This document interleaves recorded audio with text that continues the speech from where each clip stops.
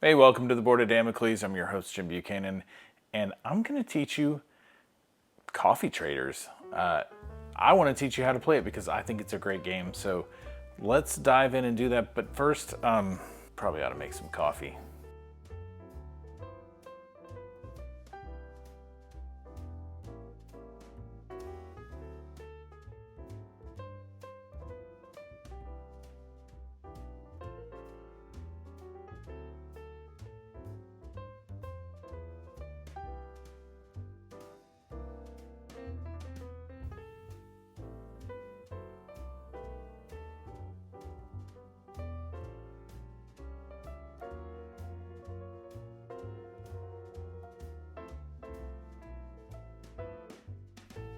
Place the game board in the middle of the table. In the trading house, stack the 3 stock counters that are the same color as the trading house on their space below first. Also place 1 coin on the space matching the player count. In the town center of each cooperative, place 6 workers. Place 1 animal counter matching the cooperative's color and 1 wild animal counter in each of the cooperatives. In each of the 6 contract bonus spaces, stack the number of random Arabica counters indicated in the space face up. You're always allowed to look at them.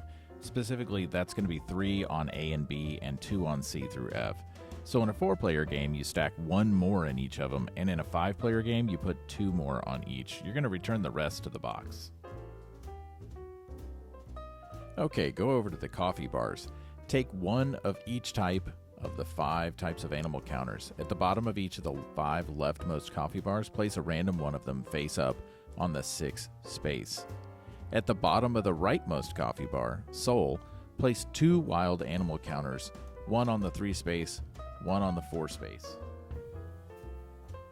In a 4 or 5 player game, place a number of wild stock counters equal to the player count on the space at the top. In the milestones area, place a random A, B, and C milestone tile from left to right. Return the others to the box. In the period and phase area on the far right of the board, place the period marker on 1970 and the phase marker on phase 1. For turn order, take 1 company disc from each player. In the top row of the turn order area, place them in random order from left to right.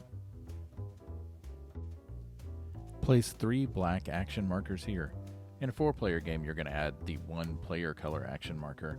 At the other player counts, you don't use it. Fill each space with its plantation or farm. Make sure to fill each plantation space with a plantation that's got the same number as the space that you're putting it in. You'll have 3 leftover level 1 plantations. Set those aside for now. We're going to use those in the setup on the main board. Place 3 coins and a donkey in your company supply. Set up your bonus supply by taking 3 coins, 1 black action cube, and a trader, and setting them up there at the top in the work phase. Okay, this is where we set up the worker pool. In a normal game of 3 or 4 players, you're going to place 2 workers here, but in a 5-player game, you only get 1 worker. You're going to take 3 traders and place them in your traders and contractors area.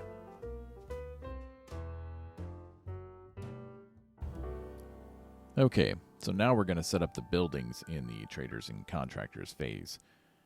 The first one that we're going to set up is the warehouse. There are 4 of these. They're going to go in that far left column like this. Okay, the next building you set up are your production stations. There are 3 of these. Alright, there are a couple of buildings we need to set up back near your plantations, and these are called farms. So there's 2 of them. They're going to go at the end of row A and row C. Okay, the big building there is the hospital. It goes down at the bottom in the traders and contractors. The next one we need to set up are the fair trade posts. They look like little houses from Monopoly. They go in that third column. There are 3 of them. Next, we're going to move over to the harvest phase. You have a trade counter. It looks like this. It's going to have a side that says 4-1. That's going to go up here at the top right. Now, you should have had 1 leftover warehouse. That warehouse is going to go up here on the top right in the harvest phase in that dark gray rectangle. Go ahead and place the cubes out that represent the coffee that you get from each of the cooperatives. The pink, the green, the brown, the lavender, and the dark purple, as well as the orange Kopi Luwak. You're going to adjust these later after we put our contracts out. Alright, take all of your contracts, sort them into A, B, C, D, and E piles, as well as an F pile. Shuffle each pile individually so that you have a stack of A's, a stack of B's, C's, D's, E's, F's. You don't need to shuffle the F's. Then you're going to take the piles and you're going to distribute the A's out to each player, the B's out to each player, the C's, the D's, and the E's. Place them in their corresponding spaces in the contracts phase. You want to take a look at the superscript on the E, and then you're going to go find the matching F contract and place that on the board too. So in my case, I have an E4, so I got the F4. The other thing you need to make sure you take a look at is the player count. In my case, I'm setting up for a 4 or 5 player game, so you need to make sure all of the contracts are set up on the 5 player count side. If you want to go for a little bit easier game, you can try the 3 player count side. The next thing you're going to do is take a look at your F, and you're going to take a look at the top, middle, and bottom colors. That's going to tell you where to set your coffee tracks. So since my top one was green, I set that one at 2. Since my next one was brown, I set it at 1. And the last one, the bottom one, is pink. I set it as 1 as well. In a 5-player game, on the game board's Arabica track, advance 1 space on the coffee row depicted at the top of your E contract. In this case, blue would receive 1 advancement on the Arabica track in the dark purple. Alright, so let's start setting up the main board. If we take a look at our F contract again, and we look at that green, brown, and pink for the one that I have, the F4, what we're going to do is we're going to take a look at that top one, and that top coffee is going to be the middle 1 space of the matching cooperative. So you're going to go take one of those leftover level 1 or size 1 plantations, and you're going to put that on the green in the middle space of that cooperative. You'd take the middle one and you'd put it in the rightmost space, and the bottom coffee you put in the leftmost space. So for me, that top one was green. I'd put that in the middle here like this.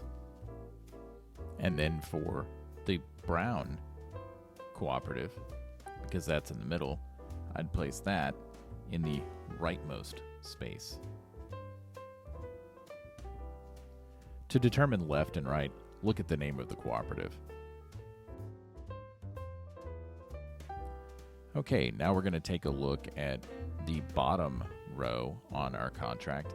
In my case, it was pink, so we're going to take the size 1 plantation, the last one, and we're going to place it in the leftmost space.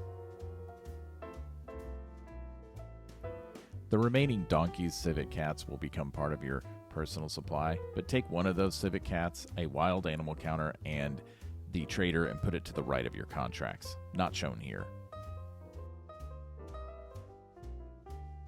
Each player places 1 civet cat in their color in Sumatra.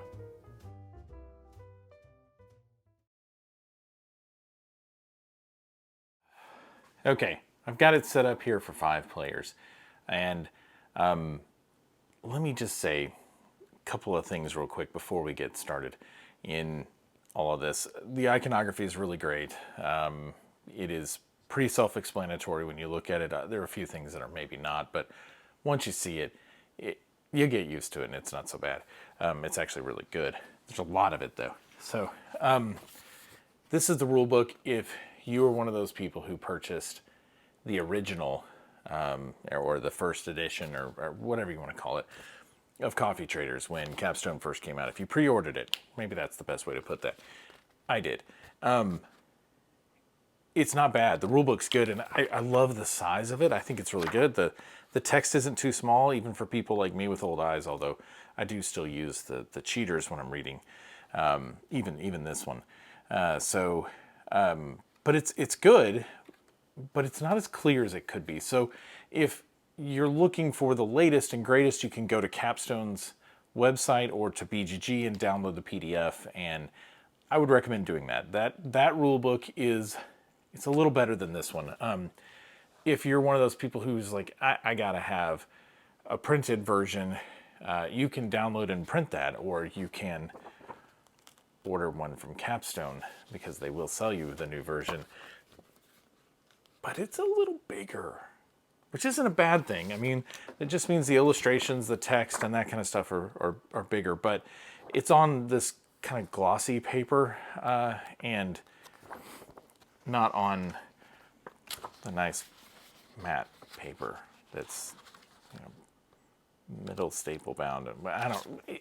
It's good. Don't get me wrong. It doesn't have the same tactile feel and everything. This is more like a regular rule book from most games. It's on this aqueous code or UV code or whatever you want to call it. I should say whatever it's called. It's good. Everything in it is much better. It's a lot clearer in places where you're like, what's going on the animal track? And I'll explain. But this is the way to go. So I would recommend that. Okay, so we're going to dive in. I'm going to do a little bit of work here where we can focus on this, the player board. I've got it set up for 5, and so we'll focus on that. The player board, what that is, what that means, and that lays out the entirety of the game, and we'll have an overhead view here of this too. So, yeah, let's dive into it.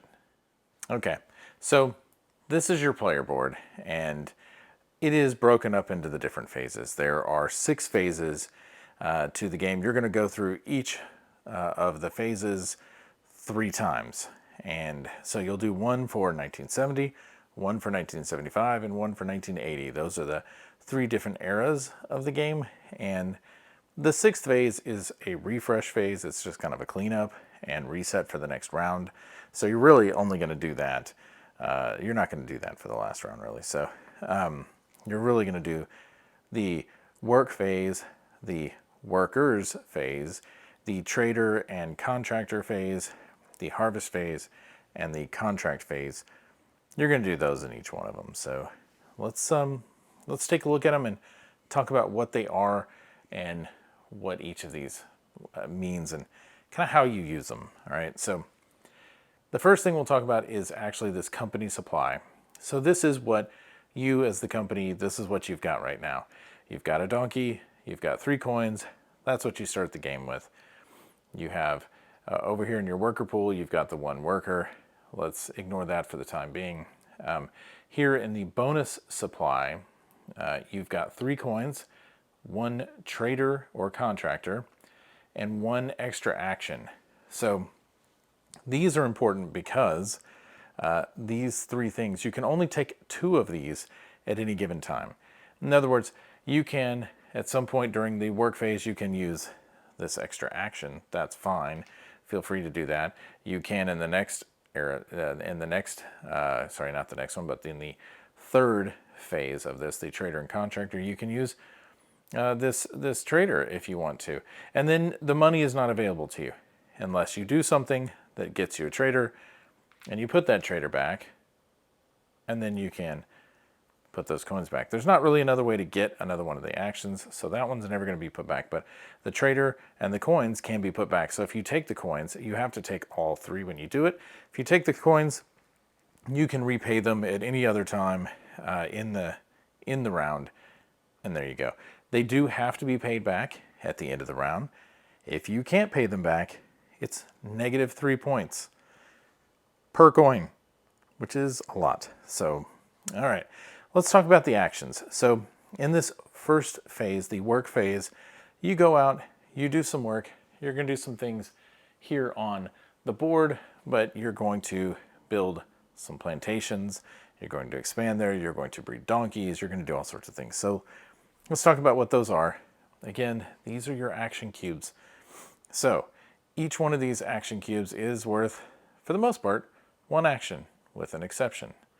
All right. What you do is you take this cube and you put it on what you want to do. Let's start with this first one. The action A. Action A is to build a plantation. So you'll take the leftmost plantation in either of these three rows, A, B, or C. You'll take the leftmost one and you will expand out onto the board into one of the cooperatives. Okay, so if you go to one of the cooperatives, and let's just say we're going to go look at Guatemala here, which is right in front of me, and it's the pink one. If you were to take this one, right, you can't go in this row because I've already got the one there as part of the setup. Okay, but I could put the one in this row.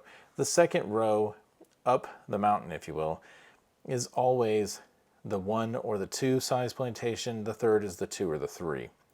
So I could put it here, but in order to do that, I have to fill this space with a donkey that I take from my supply. The interesting thing is, one of the last things I do is I get the bonus here, which would give me a donkey, but that is after I've had to pay it here. So, but let's go ahead and put that back in the company supply and slide that back there. So now the first thing you do when you do this is you're going to take this off. You look to see, does it have a cost? Some of them do. Right above each of the plantations, there will be a cost in coins. And it could be 2, it could be 1, you name it. Yeah, that's adding a plantation to a cooperative. You take the leftmost plantation, you pay the cost in coins that's above it, okay? Then you place it on either the first row, the second row, or the third row based on the number of the plantation that you've put out there. In order to place it there, you have to have a connection. So when I place this one, if I'm going to place it in this second row here in Guatemala, the only place I could put it would be here because there had to be a connection here. And again, I would take this donkey and put that there. So, and that donkey would represent my ability to climb up the mountain there to this. When you get to this third row, notice that takes 2 donkeys. So you'll have to have 2 donkeys here in order to build something there. There's an exception to that, and that's if you have a truck. If you have a truck, you can go here, put the truck there, and you can place your plantation anywhere you'd like.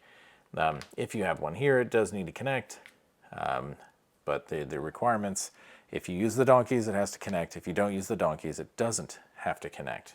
So that's an interesting thing. It's actually a really cool mechanism in the game. It keeps you from taking over too much of the game, too many spaces and all of that. Pretty great. So that's building a plantation. The other action, the next one down, is to fill workers. Okay. So, and I guess, you know what, before we skip to that one, let's go back because there's some other rules that we need to talk about with the last row there. So a level 1 plantation has to go, like I said, either in the 1 or the 1-2 row. The level 2s can go in the 1-2 or they can go in the 2-3. Level 3 plantations, of which you've got 2 here, right? They have to go in that third row, in that top row, top of the mountain, if you will. So to place it in the 1-2 space, it has to connect, like I said, through a pathway. You have to have a donkey there. You have to be able to pay for the donkey from your company supply before you place it there, or there has to be a donkey there already. If one of your opponents has a donkey there, like for example, let's say one of Just for grins, let's say red was here and red had a donkey here. I'm blocked from this space.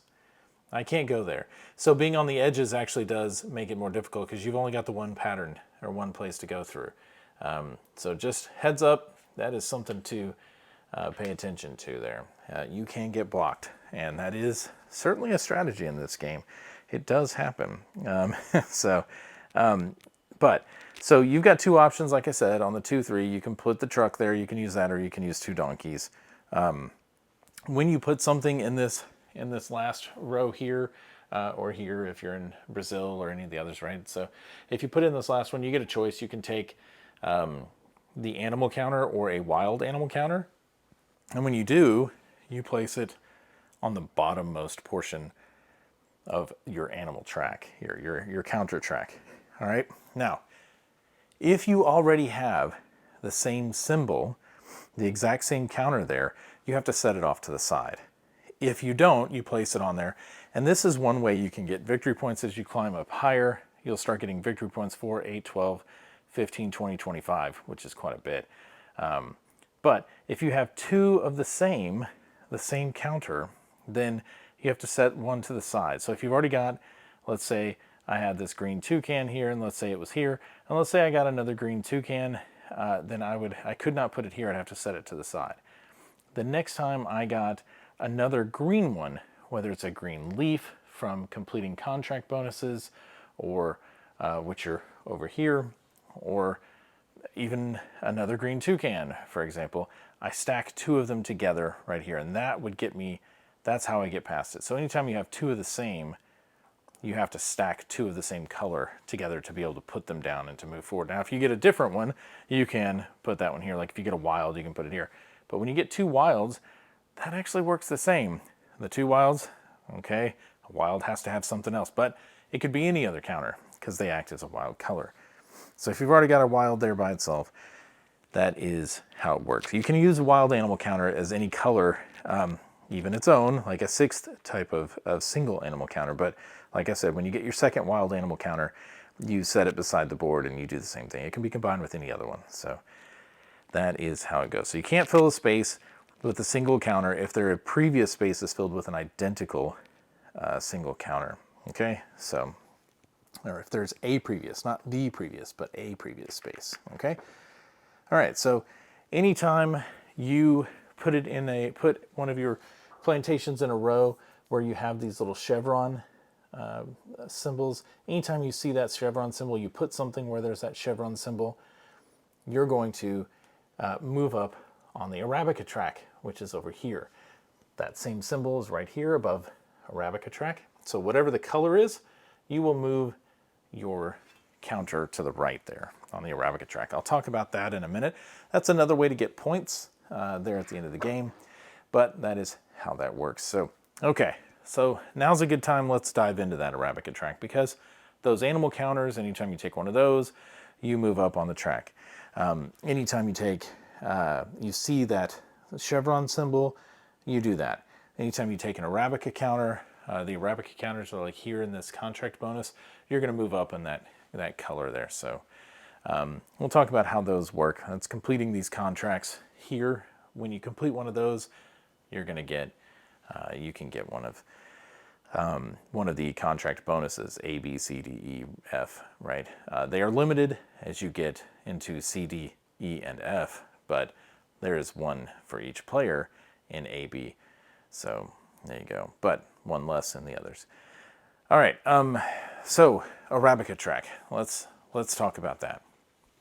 Okay, looking here at the Arabica track, you'll see that everyone has one color that they've started a little bit higher on. For instance, blue here is on the dark purple, which the book I think calls black.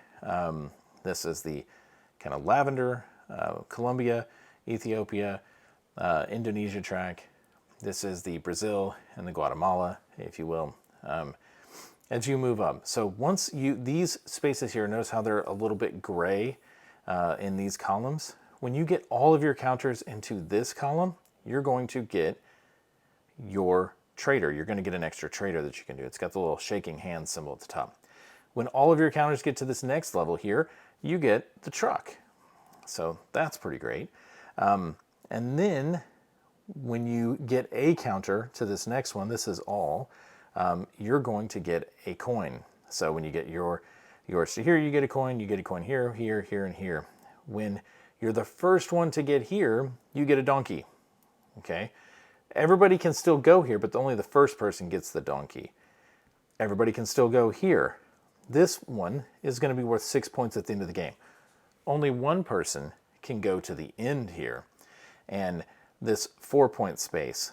So when you get to this one, it's not 4 points and you lose 6. You get that 6 and you get 4.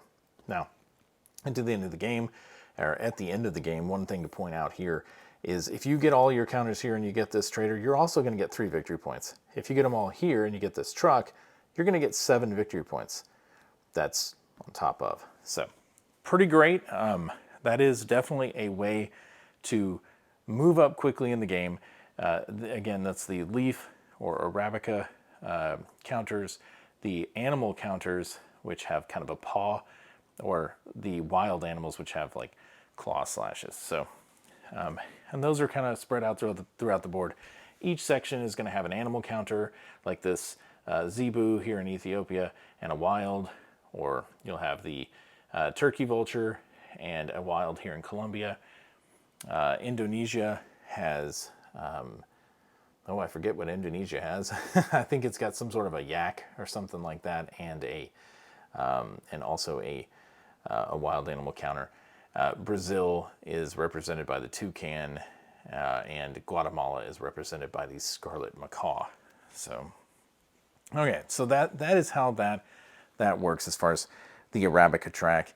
That's important because, like I said, as you get to that third level, when building plantations there, that third level, highest up the mountain, that's going to get you your choice of one of those there. Obviously, 3 spaces there, but only the first 2 are going to get one of those counters, because there's only 2 counters there.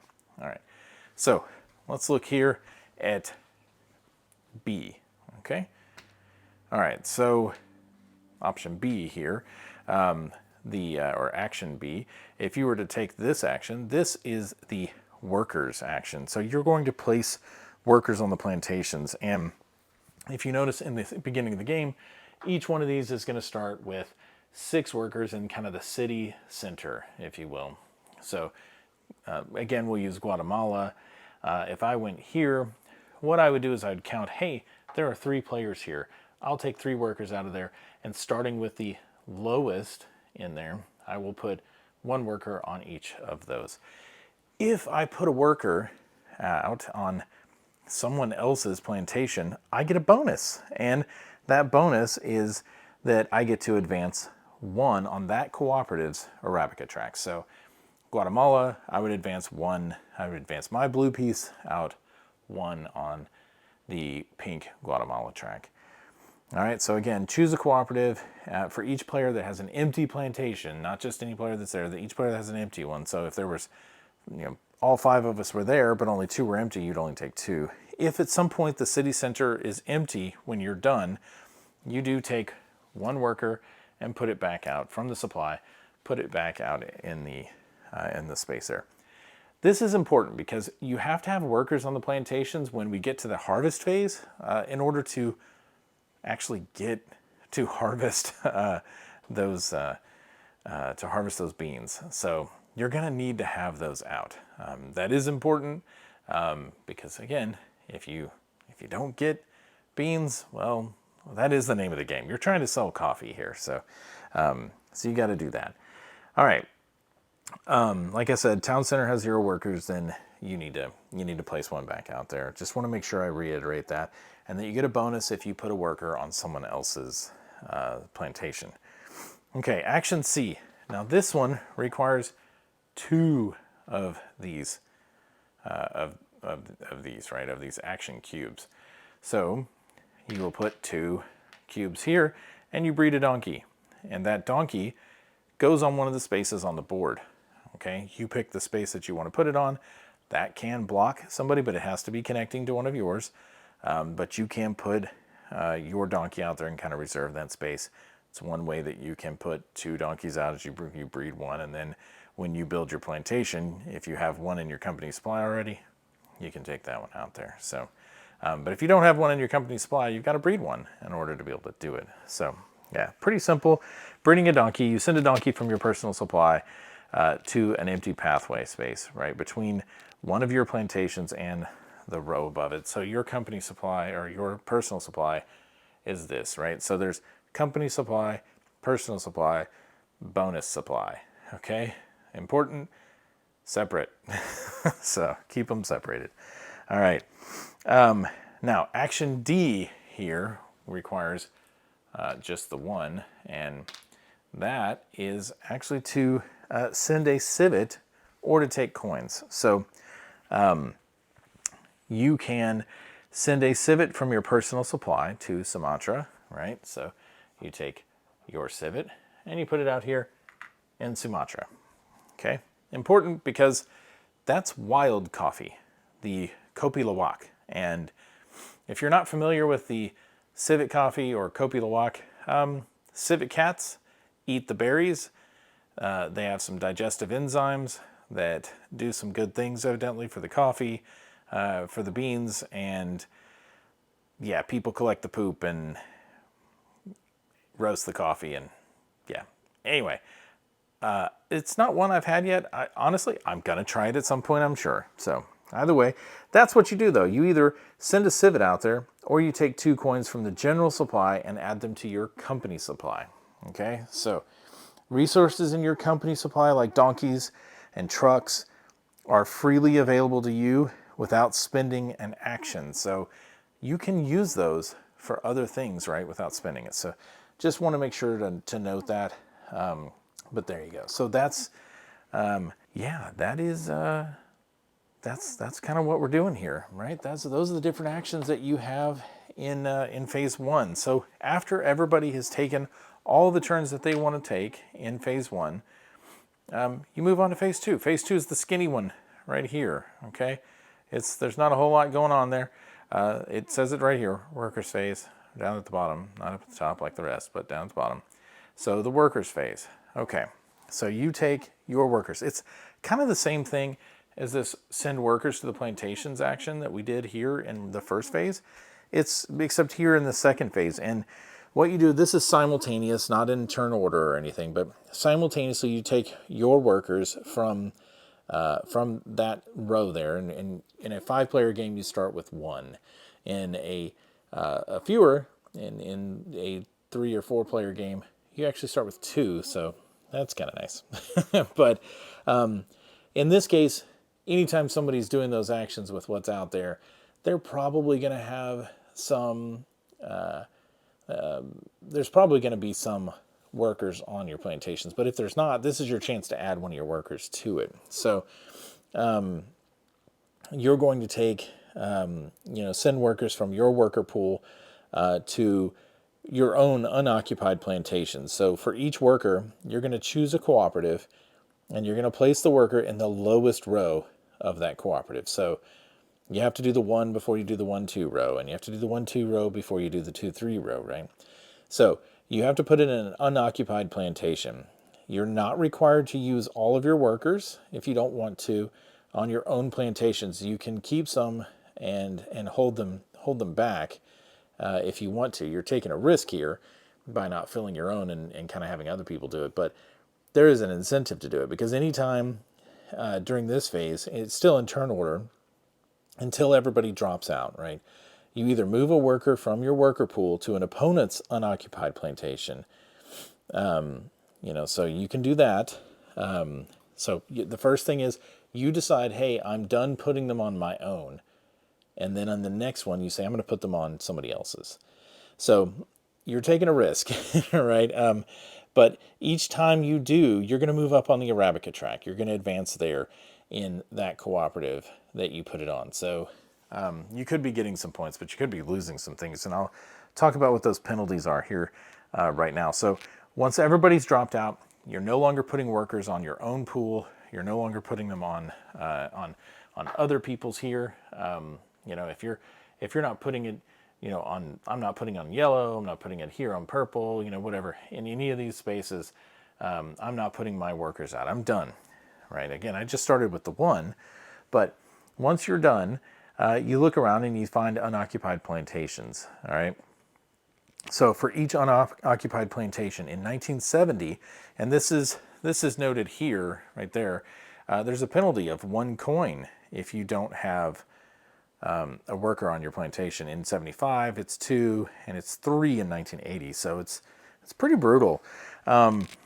So there's a couple of different ways to pay for it, though. You can pay the coins, or you can move backwards on the Arabica track. So the corresponding Arabica track, you move back 1 on that.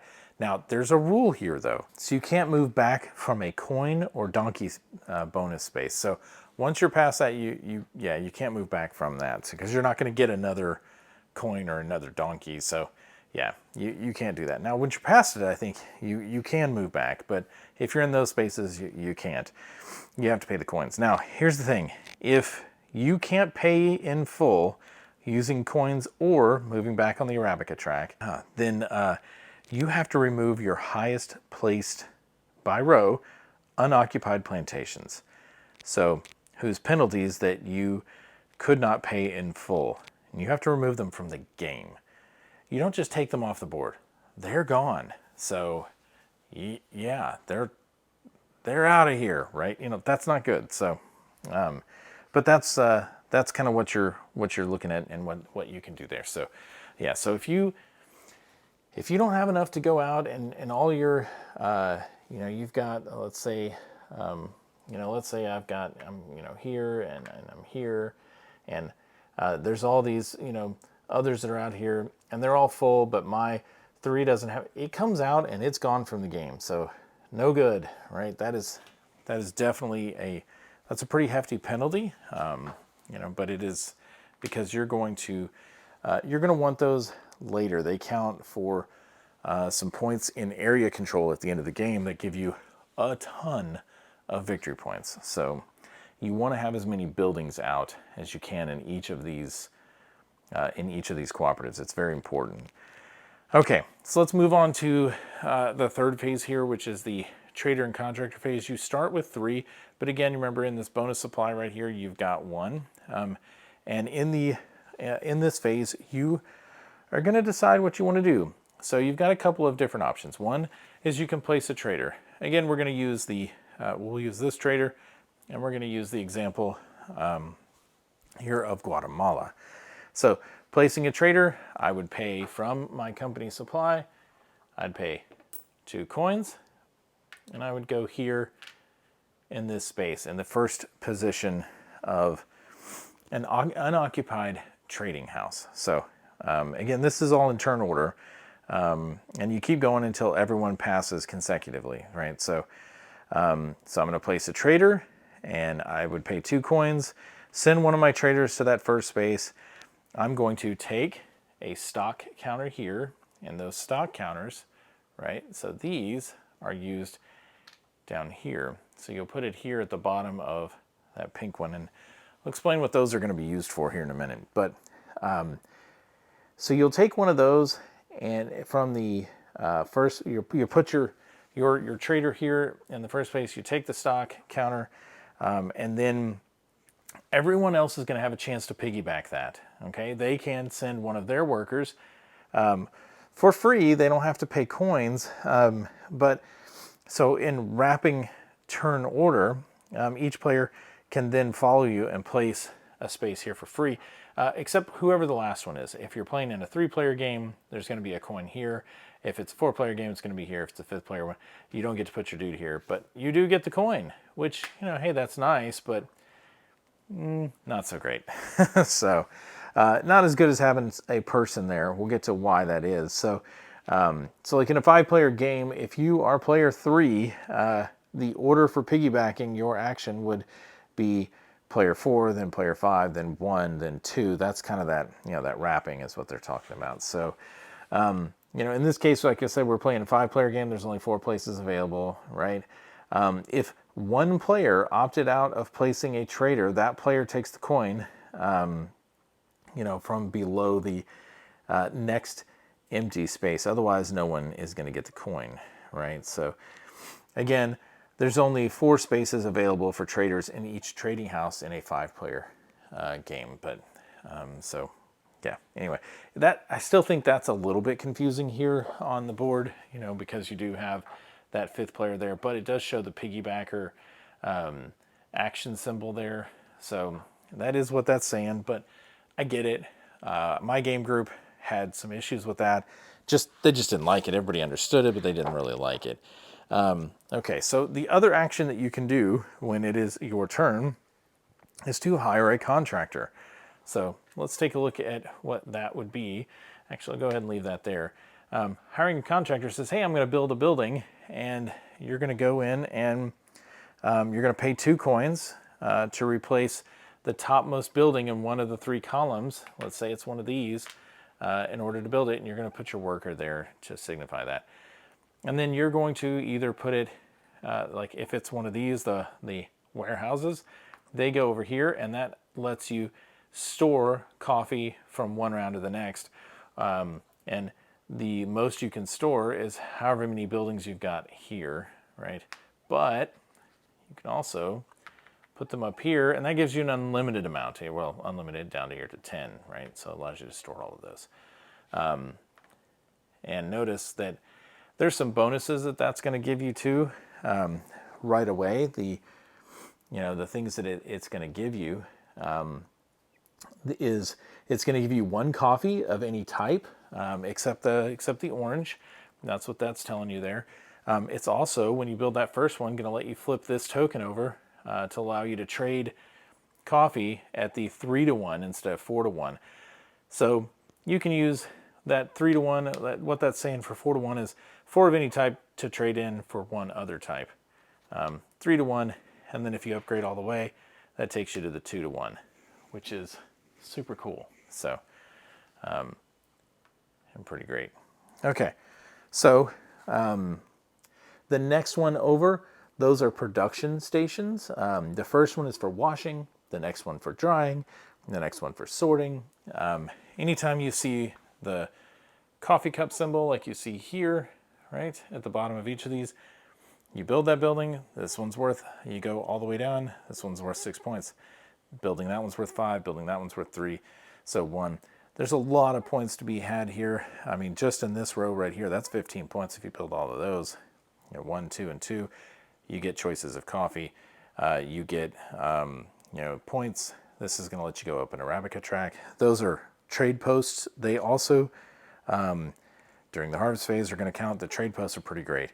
This is a hospital. It's basically a victory point buy. So now you can't build the hospital until those are built. You have to have built all of a single column in order to do that. So, but either way, same thing here. You can piggyback with this when someone says, hey, I'm going to build. So if you select a warehouse, one of these first ones, they're going to go on your player board. Everybody that piggybacks has to do a warehouse.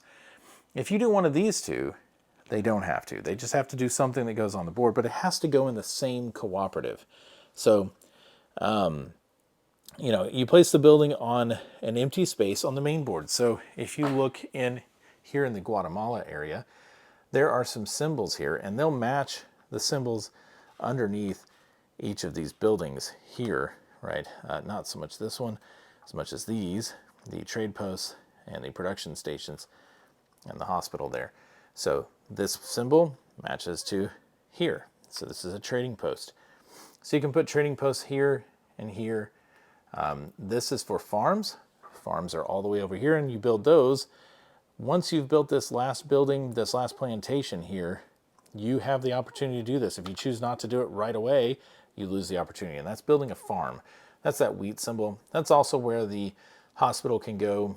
Notice some of these have that chevron that allow you to move up the Arabica track at the same time. Only this space is available, or this space is only available in a 4 and a 5 player game. You'll see the same thing in here in each of these others. But they have symbols for them in each of the cooperatives. So you can place some you can place those buildings. But again, that's hiring a contractor. So if you place the building, you put it on a matching empty space on the main board. And again, if it has a little chevron, you get to move up. Don't forget, you get to move up on the Arabica track in whatever cooperative that you're in. We'll let you move up there. And then you earn the bonuses that are indicated for that building. Talked about that, where you get coffee and other things there. It's pretty great. So farms. Okay, this is a good point probably to talk about the area control component of this. They call them quality value, and each of these buildings has a quality value amount. Okay, so a QV, if you will. A farm has 1 QV. A warehouse has none because it's not actually out on the board. It's here on your player board. So, but anything out in the cooperatives is going to get you something.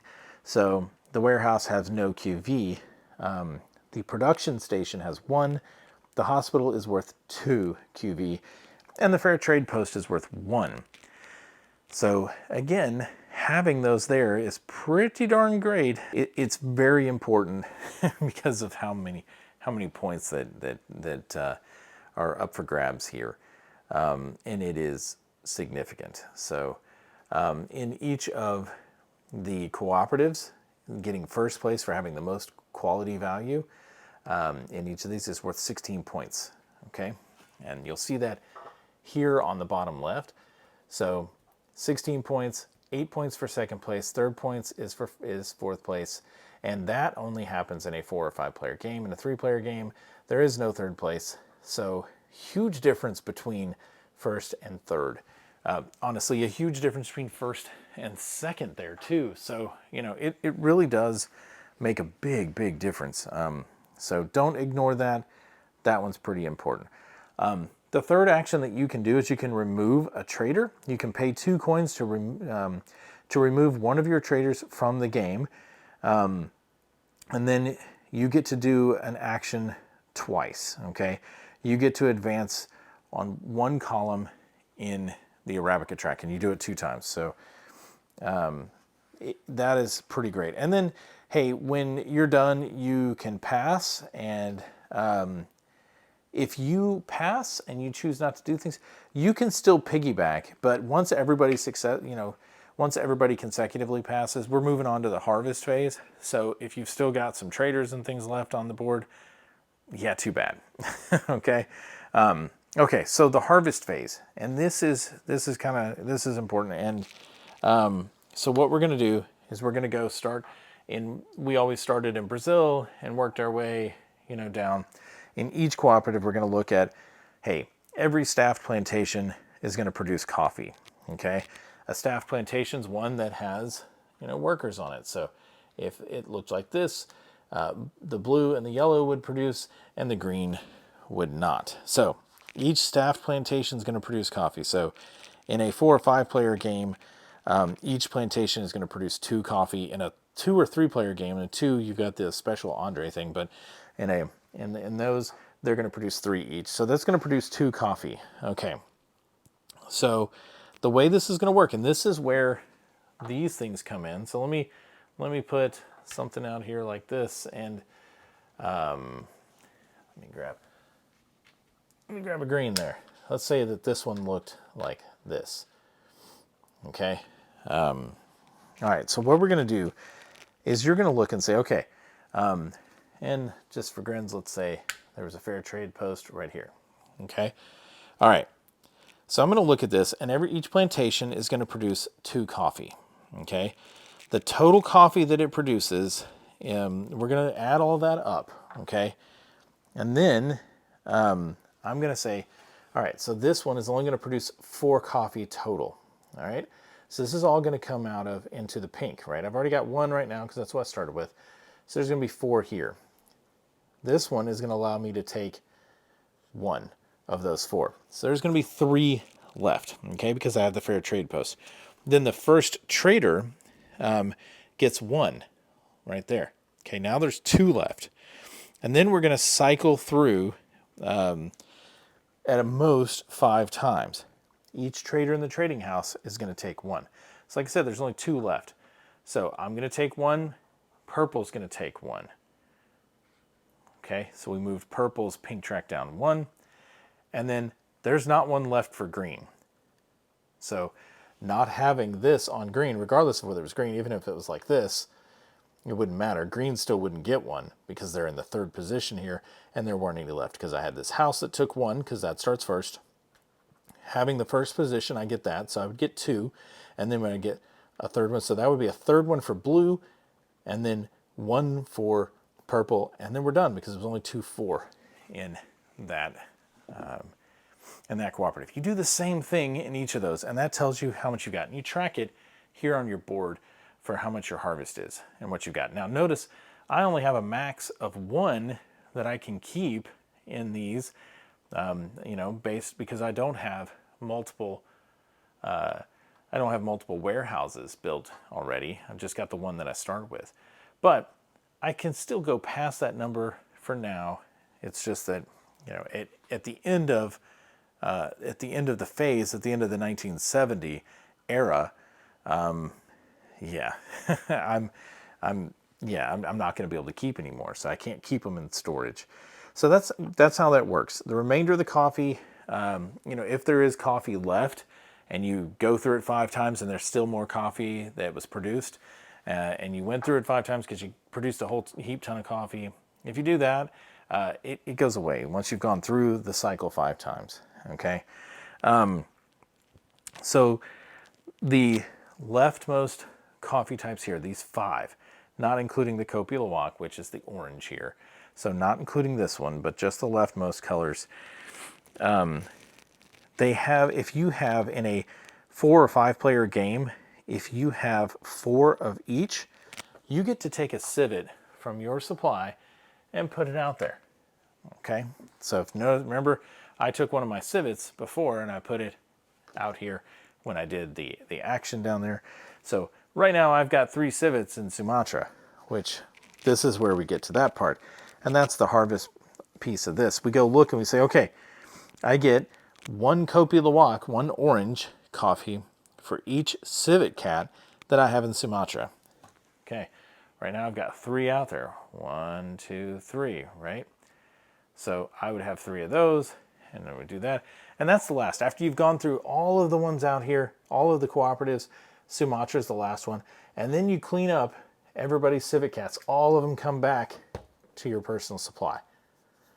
So you'll have none. There'll be none out there at the end of that. And that's so, but again, these are wild. You can use those as if they were any other color. You can kind of trade them. You just say, hey, I need another green. I'm going to use a Kopi Luwak as a green. And what you're going to do when we get to this contract phase, the sell phase, so let's go ahead and jump to that one because after we've done with this, we're going to do that. The sell phase allows you to do 2 things: fulfill contracts or sell to the coffee bars over here. Okay, let's start with fulfilling contracts. It's really self-explanatory. You have a color and a number. There's a color and a shape. So if you're colorblind and you have difficulty seeing the colors, pink is a diamond, brown is a circle, dark purple is a square, green is a triangle, the light lavender color is a notched square. I don't know what to call that, a plus kind of a thing. To me, I think that's one of the things that's really spectacular about the graphic design here. They really paid attention to things like that. They added some things in there, even to the point if you look at the different stock tokens, they match the symbols, and in the corners they have the symbols, and by the names they have the symbols so that people are colorblind can identify it really quickly. Now there's not a stock symbol here for this one, but it's a hexagon because they are the bestagons. All right, so if I'm going to fulfill contract A, I have to have 3 dark purples, I have to have 1 pink, and I have to have 1 brown. If I wanted to fulfill one of the E's or F's, they're usually a lot more and a lot harder. 7, 4, and 3.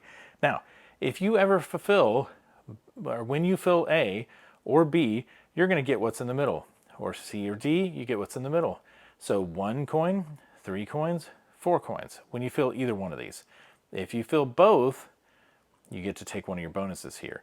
They're not in order, it's any of them. So if I fill A and B, not necessarily on the same turn, I just fill A and B, I get to choose between the toucan counter, a civet cat, or a trader. That trader's permanent, goes over to your supply over there. There you go, you get to continue to use it. This is one way to really plus up kind of your game, and these coins are very helpful, especially if you have to pay back to your bonus supply. Okay, so that is how that sell phase works. This is action A, if you will, on that. Action B is to go over here to the coffee bar. So on your turn, you're going to either sell contracts, or you're going to sell to the coffee bars. You can't do both in the same turn. It's going to go around in turn order. You're going to sell it, you're going to do a contract, or you're going to go coffee bar. Now, if you go coffee bar, you deliver twice to the coffee bars. Okay? So for each of the 2 deliveries, you're going to do something. You're going to make 1 delivery and then drop out immediately. Or you can make 2 deliveries. And the way that works is you're going to look at how many you've got. And hey, I have 4 pink. Okay? Let's say I didn't do any of these deliveries. I'm going to spend all 4 pink. I'm going to take one of my coffee tokens and I'm going to look for that 4 pink and I'm going to cover that one up. Okay, let's say I want to make 2 deliveries. I'm going to do the 3 green. I would go here and I would cover up the 3 green. Okay, now, just to point out, that would be silly. I would want to keep 1 and I'd want to do the 2. Okay, why would I want to do that? So the reason being, having 1 in each of the columns of value 2 or more actually gets you one of these wild warehouse tokens. And I mentioned that I would talk about that. I'll talk about it in just a second, about what you can do here. It happens during this phase, okay? So during this phase, this is when you can use the Copy of the Walk as they were other types. You know, maybe instead of doing, you know, the 3, I would want to do the 4 green by spending 1 Copy of the Walk, you know, and spending them all. And instead of doing this one, yeah, I'd put it there. Hey, great. Okay, right? So what that would get me, when I put it here, I get a coin. At the end of the game, I'm going to get points. Okay? I get points for all of those. If I have the most in the column, I'm going to get 4 points. If I have the second most, I'm going to get 2 points. If I'm tied with somebody, whoever has the one closest or at the bottom here, you can only put 1 on each one. So if I sold to the Vienna, Austria coffee bar here, and no one else did that row, or let's say, you know, red did. Let's say red sold here and sold the 3 brown. We're tied. I would get it because I'm further down in the column. Now if red were, let's say, here, and let's say I was here, I would win because I have the most. Okay? So I would get the 4 and red would get the 2 points. Now, in addition to that, I would get the coin when I placed it, no victory points at the end of the game. I'd get the coin when I placed it, 1 victory point at the end of the game. Red, when they do this one, gets 2, and 2 victory points, having that 6 there. Pretty darn great. So, that is how this works. If at any time during the game you meet one of these milestones, you're going to take one of your coffee beans and you're going to cover up one of those numbers. That's how many victory points you're going to add up at the end of the game. You'll get the most there. So at most 3 people can place it on that, on those milestones. But so think of those kind of like Dinosaur Island. You hit the thing and boom, you get it, and no one else can get it. So kind of like that. So that's the sell phase. After everybody has dropped out, then you go to the refresh phase. In the refresh phase, you take all your traders back from the board and you put them back into their different places. Everyone gets them back, right? Okay. The workers stay on the plantations. They've gone there to work. They don't move. Okay, you return all your action markers back to your company cubes area, and you rearrange your warehouses if you want to. If I wanted to say, okay, let's say I had built another one, and I had it here in the two in the green, not so much. Here we go. Okay, I said I would talk about these stock counters. So if you have 3 unequal stock counters, you can build a warehouse for free. You can trade them in and build a warehouse. If you have 5 unequal, 1, 2, 3, 4, 5, you have 1 of each, you get to build 2 warehouses for free. This is a free action. Boom, you get to do that. Okay.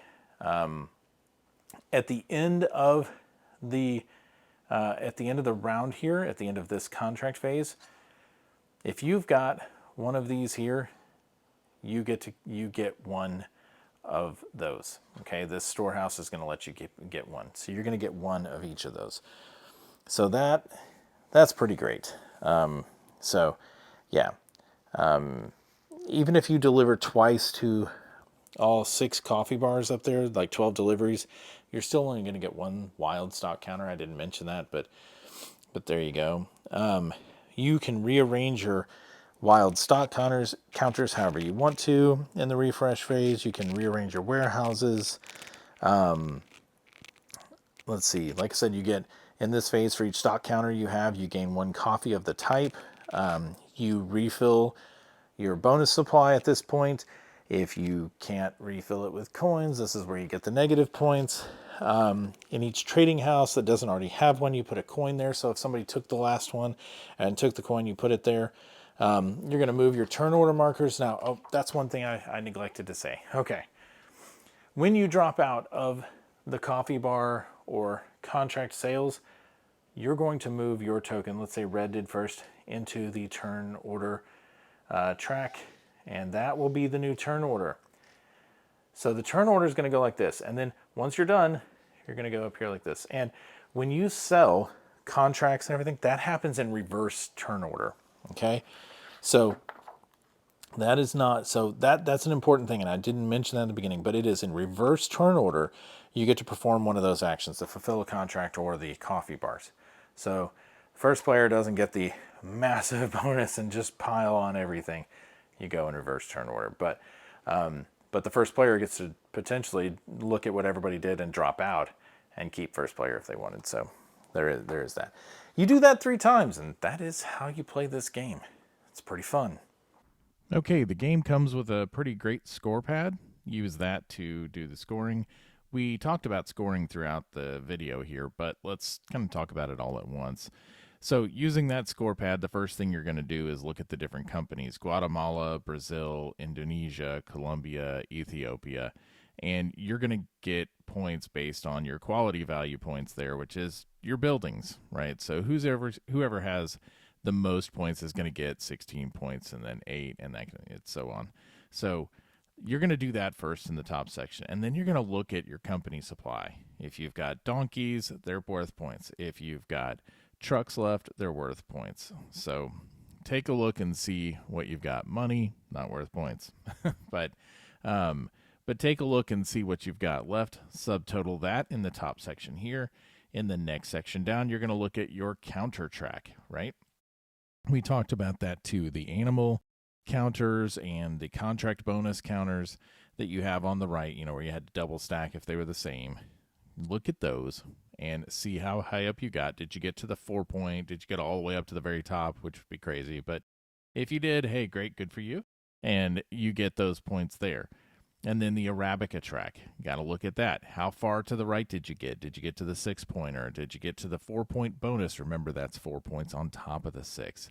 Did you get all of your counters to the first section there where you got the additional worker? If you got there, then you're going to get 3 points. If you got to the next one, you're going to get 7 points. So that's what we're talking about there with the Arabica track. And then you're going to look at your milestones. Did you claim any of those? If you were the first to claim one of the milestones, you get the top level points. If you were the second, the next one down. The third, you get the next one down. And then you're going to look at your contracts themselves. How many points did you get off of those contracts? Look at your coffee bar deliveries. How many did you get off of your coffee bar deliveries? And then you look at the coffee bar bonus. The bonus being, did you get the most first, second, right in there? What I would tell you for coffee bar deliveries and the bonus there, add those up at one time to figure out who got first, who got second. Do that, and then do a single individual at a time. Makes it so much easier when you're doing your scoring. And then look at your constructed buildings. So you're going to look at phase 3, and you're going to see what each building is worth and add those up. Get your subtotal there, add your 2 subtotals, and you've got an end score. The person with the most points wins the game. Congratulations. That is how you play Coffee Traders. It's an awesome game. I love it, and I can't wait to play it again.